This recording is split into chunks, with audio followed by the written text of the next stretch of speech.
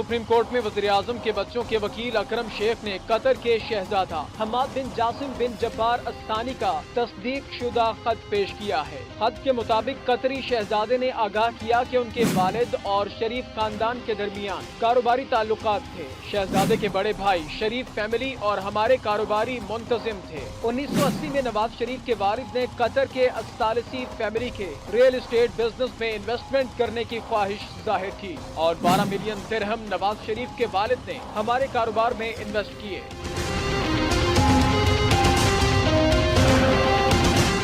मियां शरीफ ने ये 12 मिलियन दिरहम दुबई में अपने बिजनेस को फरोख्त करके हासिल किए। बयान में कहा गया कि लंदन के 4 फ्लैट्स 2 ऑफशोर कंपनीज के नाम रजिस्टर्ड थे। ऑफशोर कंपनीज के शेयर सर्टिफिकेट कतर में मौजूद थे। लंदन के फ्लैट्स कतर के रियल एस्टेट बिजनेस के मुनाफे से खरीदे गए। दोनों खानदानों के ताल्लुकात की बिना पर ये फ्लैट्स शरीफ खानदान के जरिए इस्तेमाल थे, जिसका वो किराया देते थे। जवाब में बताया गया कि नवाज शरीफ के वालिद ने अपनी जिंदगी में ही कारोबार हुसैन नवाज को देने की ख्वाहिश की थी। 2006 में अस्तानी फैमिली और हुसैन नवाज के दरमियान लंदन प्रॉपर्टी के मामलात तय पाए थे, जिसके तहत उनके हिस्से के बदले लंदन के 4 फ्लैट्स उनके नाम कर दिए गए।